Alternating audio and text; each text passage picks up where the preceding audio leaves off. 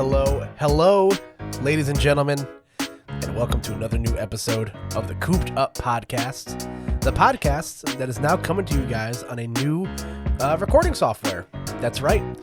This week, after a treacherous last week of me trying to record in Discord, I finally decided, I've been doing Koop'd Up since January. We're going into month 7 of this, which is kind of crazy to think about that number one, the year is melting by.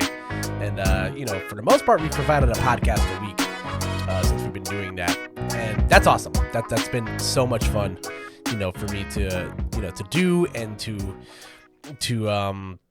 provide to you guys. But the whole time I've been doing it, I've really been, for lack of a better word, cutting corners on what I wanted to do, on how I wanted to do it. This is my first time ever endeavoring into, the podcast space as the driver and, the editor and founder and all that other jazz.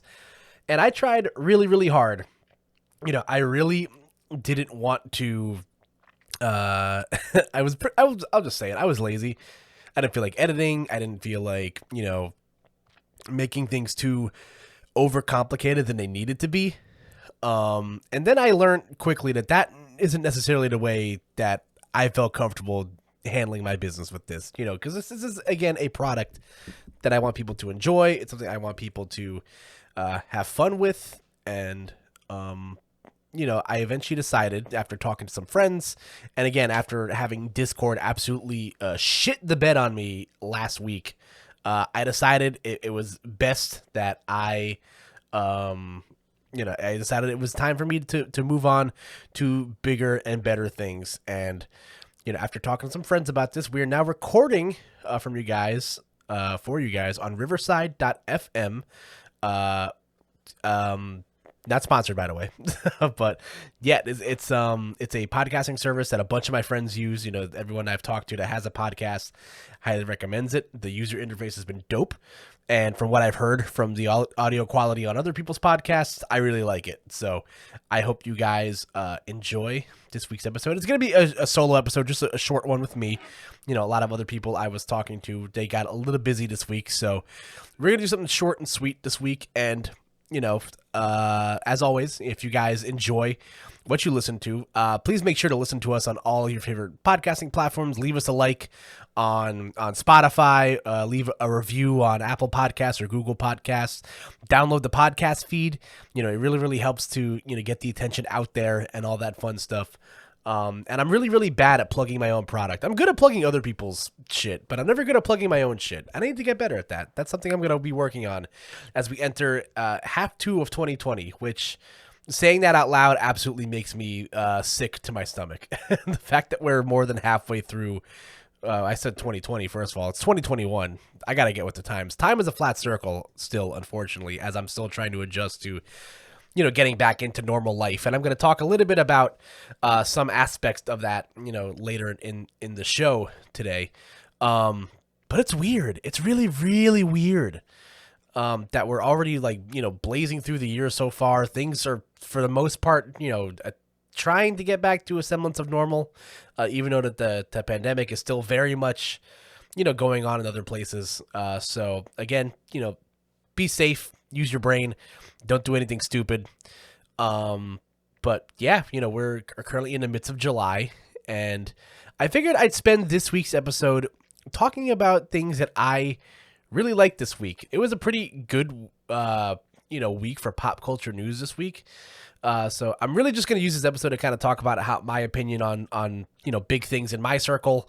We had the Kazuya Mishima presentation for Super Smash Brothers on Monday, as we got the announcement that the final DLC character for Smash is, coming out this year. We don't know when, we don't know who, but I'm going to talk a little bit about my thoughts on that and who that may or may not be.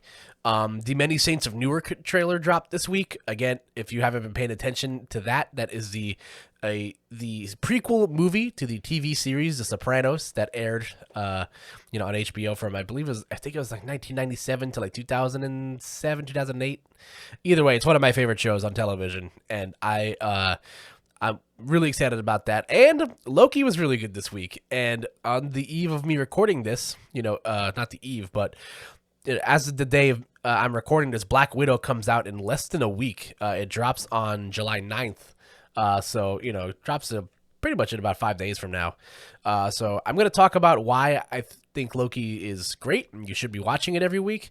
And I'm going to talk a bit about Marvel fatigue and maybe but when it might sit in if it hasn't hit you so far. But, we'll start with the Smash stuff because that's mostly in my wheelhouse of my career and stuff. And if you did not see this week, the 82nd character was added to Super Smash Bros. Ultimate this coming week. It was 82nd or 81st. I'll have to Google and fact check myself on that. By the way, because I can edit these now, so I will be putting I'll be putting a scrolling text across the screen on whether if I got that right or not. So stay tuned for that. But yeah,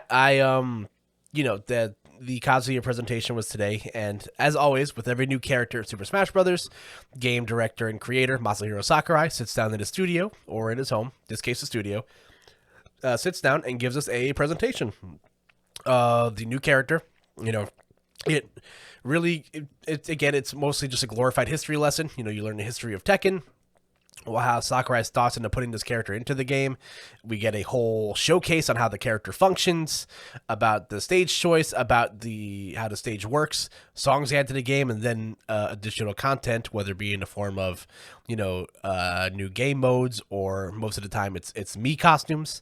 And the Mii costumes this round were painful, but yeah, I gotta say, I said this on the Glintendo podcast this week. Again, another podcast I am privy to, which I co-host frequently on. So if you're interested in hearing me talk more about, strictly Nintendo stuff, if you're into more of the video game side of the things that we talk about on the show sometimes, please check out Glenn's podcast on all platforms. Again, he's on all the same sites I am: Spotify, Apple Podcasts, Google Podcasts, YouTube. The whole 9 yards. It's a great show we did this week. And I talked briefly about how, the public's reception to these Sakurai presents have been much changed since I think they started doing it earlier in 2000, when the game first came out. I believe they started doing this with Hero and Banjo because Joker just kind of dropped and we didn't really know anything about it once the character came out. But yeah, I think people really, once people started kind of lowering their expectations of what to expect from these long Sakurai Directs, because anytime in the past where they've done like long Smash-centered content, you get not just character stuff, but you also get upcoming information on maybe stages or other characters, and you get teased about things that are coming in the future. But the Sakurai Directs have always been very intimate. They've been very self-contained, and I think once people started lowering their expectations onto what to expect from those, they've been, I think people have generally enjoyed watching the creator of this game that Sakurai even said it in the direct. He's working on this game for the better part of, 10 years now. And it's really, it's kind of crazy to think about. Like, doing something for 10 plus years is kind of nuts. And Sakurai has put so much of his time and energy and blood, sweat, tears, and love into this game. Again, you could tell from day one that this was going to be his swan song. We talk about it on the Glintendo podcast, but Satoru Iwata, former head of Nintendo who passed away, Sakurai, when accepting an award at, I forget what what show it was, he said that he was dedicating this project to his departed friend Satoru Iwata. Which is again, it's awesome. I love that. He's waxed poetically about how Iwata wanted to bring a Smash game to the Switch, and Sakurai did that, and he did it big. Once that first initial trailer dropped, and you learned that they were bringing back every single cut character from Super Smash Brothers, you can kind of get the feel of how massive this game was going to be. And sure enough, it's grown in size, and we only have one character left, but we'll talk about that in a second. The Kazuya Direct was great. If you're not familiar, Kazuya Mishima, one of the many characters from the fighting game series Tekken, again, also produced by Bandai Namco, which also produces Super Smash Brothers. So this choice felt kind of inevitable. I feel like if it was going to be a Tekken character, it was going to be Kazuya or Heihachi. But Sakurai actually talks about that in the direct. Kazuya is just a more interesting character because he has this thing called Devil Gene. You turn into a half devil sort of character with your moves, and this character, like most of these. These FGC characters get added to Smash, like Ryu Ken and Terry Bogard from the Fatal Fury series. There's a little bit more of a higher skill floor. Like most traditional fighters, there's inputs that can lead to stronger attacks. The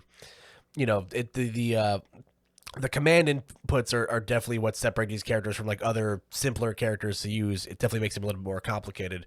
But Kazuya feels much more advanced than that. Tekken on principle is a very complicated fighting game. Certain buttons are dedicated to your leg, to your kick moves and your punch moves, and it's a very technically hard game, to get really good at. It's an easy game to like play for fun because I played Tekken a lot growing up, and I would just mash buttons and have a grand old time. But to actually like master Tekken, it's really hard to do so.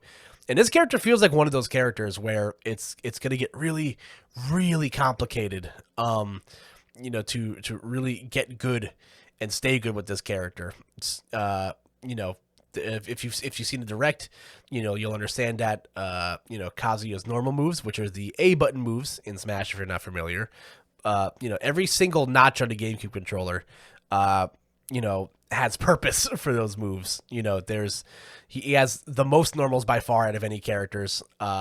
He's got really awkward attributes. For an FGC character, he shares a lot of similarities with heavyweights. He's got command grabs, projectiles, a really good recovery, to get back to the stage. And early signs are showing that this character is really good. He's got multiple moves that crumple you, which, if you're not familiar with that term, it basically leaves you in an invulnerable state where you just lie on the ground and you can't do anything. And you're seeing a lot of players who are accustomed to playing these characters.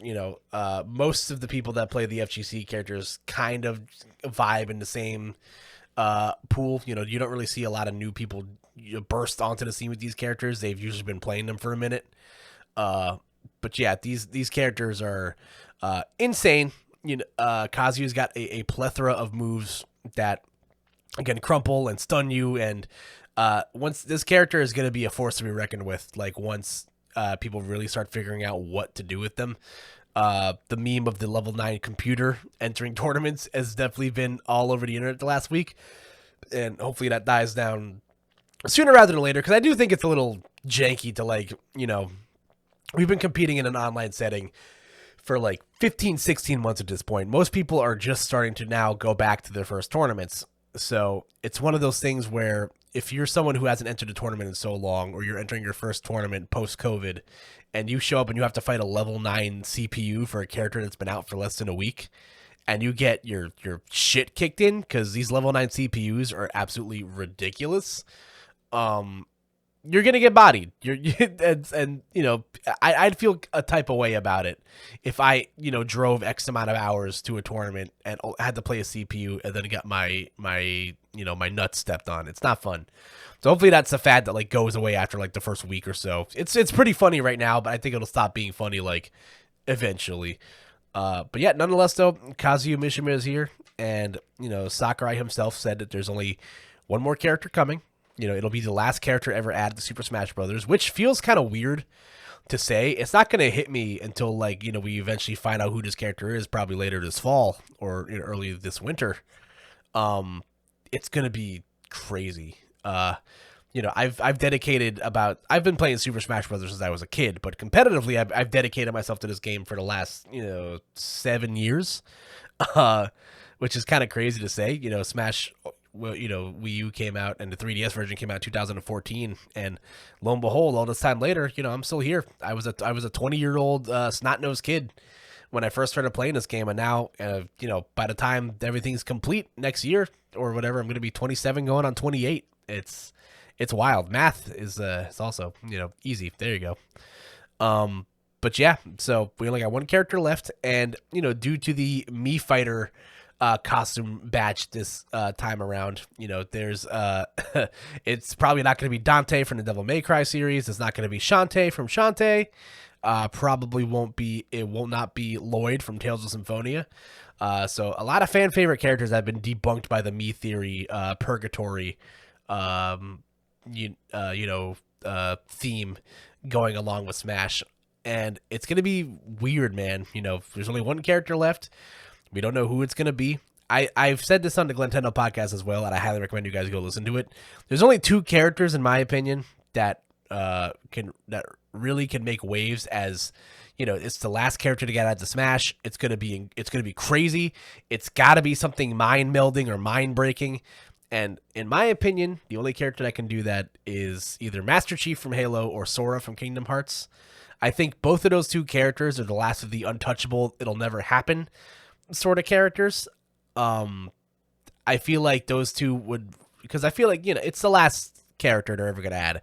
It has to be something that's like monumental and something that's crazy. Sakurai has to be saving the best, most impossible character for last. And Master Chief definitely defines a genre of game that is very ill represented in Super Smash Brothers. The first person shooter is definitely it's an iconic game franchise. It's very popular in esports, and Halo itself was a very popular esport as well. It would coincide with the Halo Infinite collection coming out later this year, and I just think that's the last of those like untouchable top shelf characters that would make the most sense in Smash. You could stages, you'd have plenty of stages to choose from, like Blood Gulch, which would probably be the I feel like is the most iconic of the Halo stages.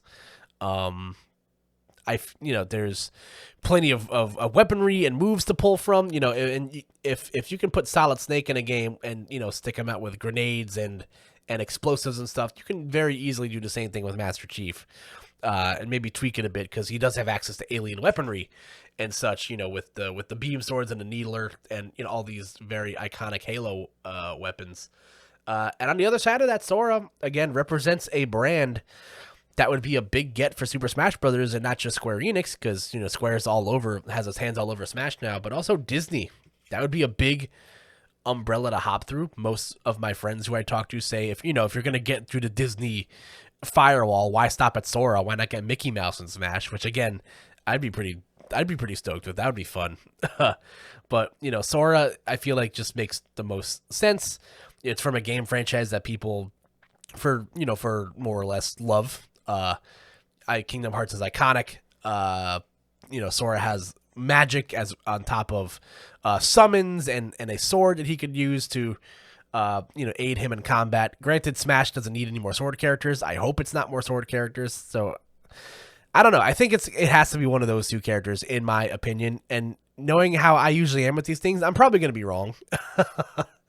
I hope I just hope whoever it is for last, it's going to turn heads and melt the internet and make it so that you can't use your social media for like a couple of hours, because everything's just going to be crashing because everyone is going to be trying to access Twitter or Facebook or whatever site at once, and everything will just crash and burn. But it's going to be fun. I definitely am not ready to get off Mr. Sakurai's wild ride. Because this is in my opinion, probably going to be the last Super Smash Bros. Game we get. Maybe not just for a while, but ever. Where do you go from here? You can only go down from here, because you can't just keep bringing everybody back and adding on top of that. It's going to get impossibly hard. So whoever that character might be, leave your thoughts in the comment section below. Let me know who you think the final DLC character is going to be. So that was the number one big thing that I really wanted to talk about this week. That was a fun way to start the week. To happen this Monday. And then later on this week, we got a first look at the Many Saints of Newark, which again is the Sopranos prequel movie, to again the TV series The Sopranos, which again is I was listening to another podcast that mentioned this. I don't think anything like this has ever happened before, where you get a where you get a sequel movie to a television show that used to air on television, however many years ago, again, based off of David Chase's The Sopranos. I'm really, really excited. That first trailer dropped today. we got to see the first look at Michael Gandolfini as a younger Tony Soprano. We got again, this movie is packed to the brim with a really good actor. John Bernthal, Ray Liotta is in this movie as well, and it's gonna be. It looks great. I wasn't sure how far they were gonna lean into the actual Soprano side of things. But no, all the set pieces are there. You even heard the theme song at one point at the end of the trailer. You saw the Satriali's pork store. And again, there's also Silvio and Paulie Walnuts. Junior Soprano being portrayed by Corey Stoll in this movie. It's gonna be fun if you're familiar with House of Cards. He is an actor from that show, and David Chase is signed on as an executive producer.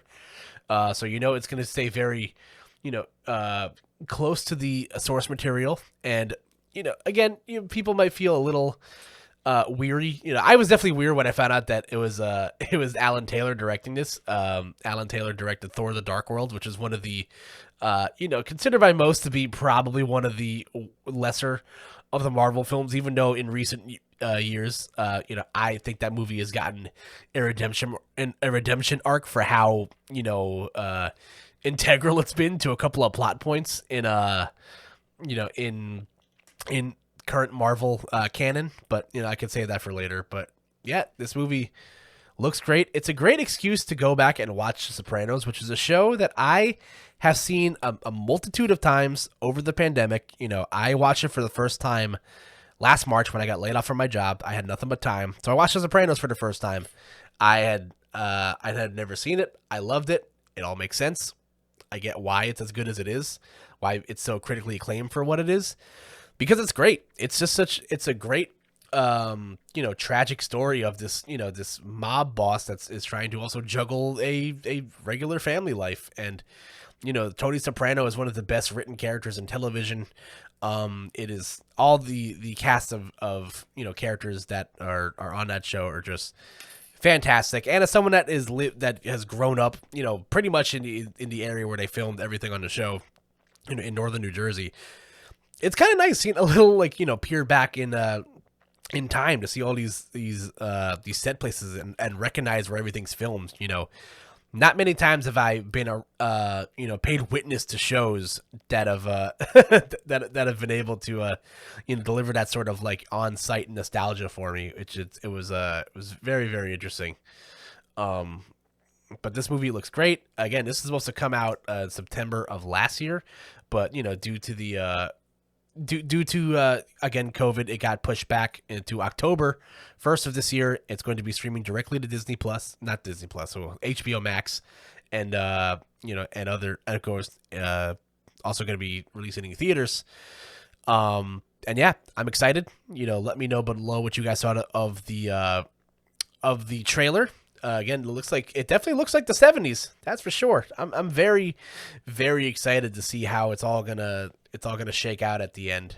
But speaking of the movies, that leads me to the third thing that I wanted to talk about on this shorter little episode of things this week that made me excited and happy, and that was again the continuing Marvel series Loki, which aired its 4th out of 6 episodes this week. And again, we're going to go into some light Loki, not light. I'm going to probably spoil the 4th episode of Loki today. I haven't talked about, the show at length at all on the podcast yet. I'll probably save that probably for, in a couple of weeks when the show actually wraps up and, we can finally get some scope of where everything's looking. But, last week's episode was kind of it was a little slower. It was a bit of an expository, fillery episode. And, for a series that is a limited series and only offering, 6 episodes and potentially its only season, I didn't really know how I felt about a filler episode, but they definitely knocked it out of the park with this week's episode. If you've been paying attention to the show, you'll know that Loki was hired by the Time Variance Authority, to hunt down a variant version of himself, which turns out to be a female variant of Lady Loki, played by Sophia DiMartino, who's been killing it these last couple of episodes. She's been great. Owen Wilson has been great. Great to see Owen Wilson on my screen once again. And the amount of people that are going to be discovering Owen Wilson for the first time through the show have fun going back through everything else, because Owen Wilson is a fantastic actor. Like, not only is he great in all the funny stuff he does, like Wedding Crashers and Cars, but he's a phenomenal like serious actor. Like when Owen Wilson decides to like turn up the seriousness a bit, and it has to have those like real tender moments as an actor, he's great. And I'm super stoked to have him as, even if it's just for a TV series of 6 episodes, to have him as a member, India, to have him as a member in the Marvel Cinematic Universe is awesome. So I'm excited about that. So, this week's episode was a lot. We got to learn a little bit more about, what the TVA is doing, and how the timekeepers are coming all into this, Loki and Sylvie, also known as Lady Loki, we're potentially going to meet their doom in an apocalypse on Lamentus 1, but due to a very sick, twisted, narcissistic romance that the two share with each other, they were able to be found and rescued, and we got a cool cameo from Jamie Alexander as Lady Sif, who got to repeatedly kick Loki in the nuts, which was fun. Then the episode ends, we basically lose our 2 leads, throughout the show, as, Loki reveals to Mobius that the TVA had been lying to them, and they were just simply variants that were kidnapped throughout the timeline, and, were thrown into working for the TVA. That's definitely going to have some answers we're probably going to get a lot of answers to this stuff next week. Because, spoiler alert, Owen Wilson gets pruned into, which is this show's equivalent of death. You get stuck by a glowing stick, and you kind of just disintegrate. And yet we lost, we lost both of our leading men. We lost Loki and we lost Owen Wilson, potentially. But we find out at the end of the episode that Loki got pruned, and he is awoken by alternate versions of himself, including Richard E. Grant as classic Loki. We get a look at Kid Loki, as well as Boastful Loki and Alligator Loki, which, again, probably my favorite of the Loki variants.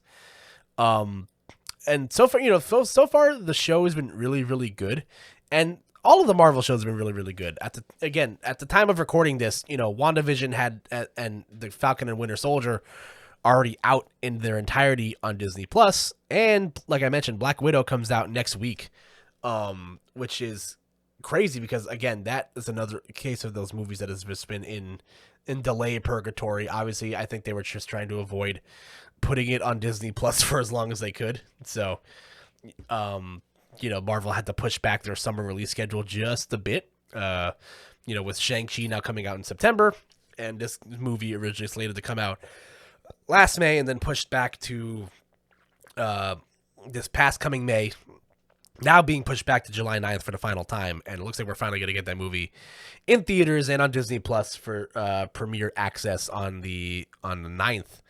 And I'm excited to see this movie for a couple of reasons. Number one, it's been over 2 years since the last Marvel movie dropped in theaters. I noticed because one of my friends tagged me in a video of us seeing Spider-Man Far From Home together, which was in July of 2019. It's been 2 years since the last Marvel film came out, which is kind of ridiculous. 2020 obviously came and went without a new Marvel film.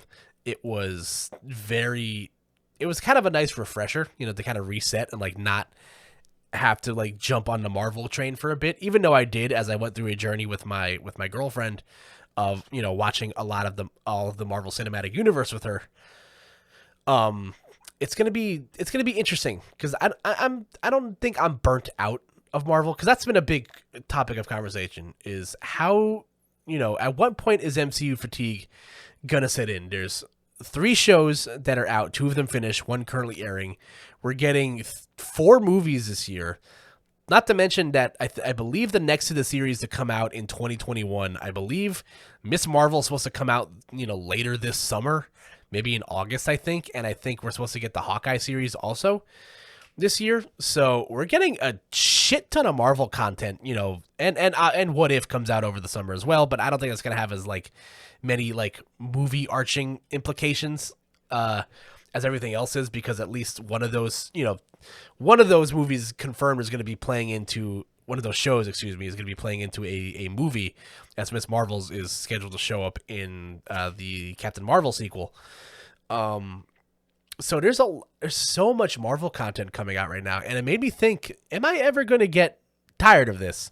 And I feel like Black Widow, for me, might be the benchmark on how I'm going to feel about this upcoming phase of movies, because all we know about Phase 4 is, a handful of titles coming out through 2023, and we don't really know what the overarching plot is. Is it going to be multiverse stuff? Is it going to be more intergalactic stuff? We know that Marvel's trying to potentially expanding their horizons and where the franchises are going to go. But I feel like the movies have always been like their biggest catalyst of like moving that stuff forward. And I feel like once I see Black Widow, I'll see how invested I am in the big picture stuff of the MCU, because it took them, 3 or 4 years to really set up for Thanos with the Avengers. And now that they have all this foundation to play with, I'm curious what's next, because I feel like the MCU, as the films go, are only as good as their big bad. And, we've known for months that Jonathan Majors of Lovecraft Country has signed on to be Kang the Conqueror in the upcoming Ant-Man sequel, Quantumania. And that's about it. There's been rumblings of who might show up in Spider-Man No Way Home. But none of that can be confirmed, obviously. And, we know that the Fantastic Four exists as of now, for when it's coming out. We don't know, but that means that, Doctor Doom is only, so far away, which is one of the best villains in comic book history.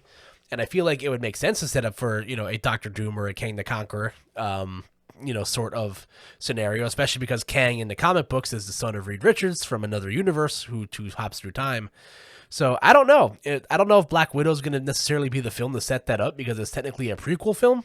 While Natasha's on the run for violating the Sokovia Accords.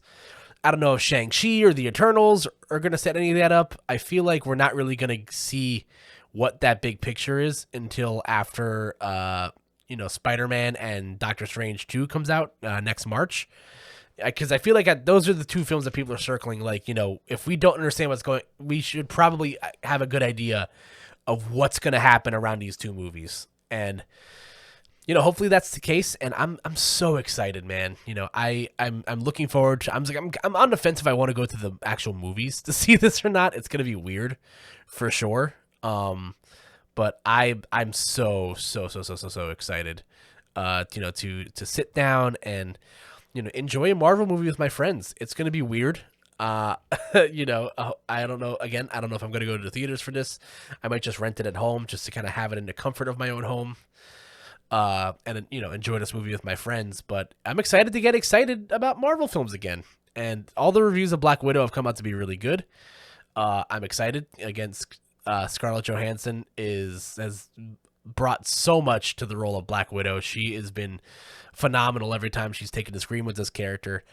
And I'm really, really excited to see where this goes. I don't know. I just got really, really excited about Marvel this week, as I always am, because Marvel is a cult, as my girlfriend once told me. And I am very firmly entrenched in this world. I can never get off Mr. Bones' wild ride when it comes to Marvel. And I'm really, really excited to see where things go. And I hope you guys are as excited as I am. Let me know below which of the upcoming Marvel properties you are the most excited about, whether it be one of the new ones coming out soon or something further down the line, because there's so much good Marvel stuff coming out between the next, this year and the next 2 years.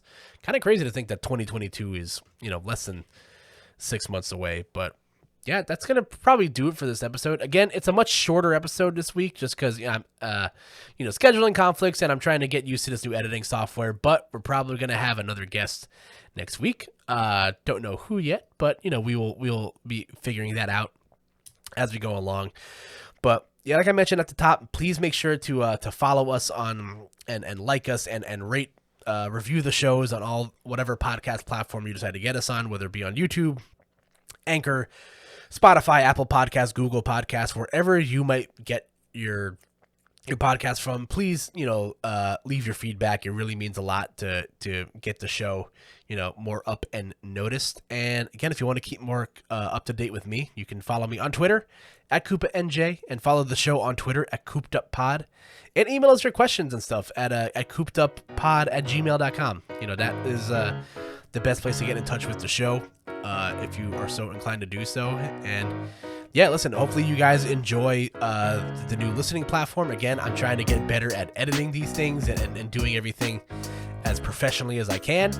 And I hope you guys are patient. And, and again, I want to appreciate everybody who's been listening and giving me feedback over these past 20 some odd episodes. It is kind of crazy that we've made it this far. It's definitely a lot to take in, but I've been so excited to provide content to you guys, all week. And I think we might do another 2-episode week next week. I'm probably going to do a review of Black Widow next week if all goes well. So you guys can stay tuned for that next week. And until then, folks, have yourselves a wonderful evening and take care.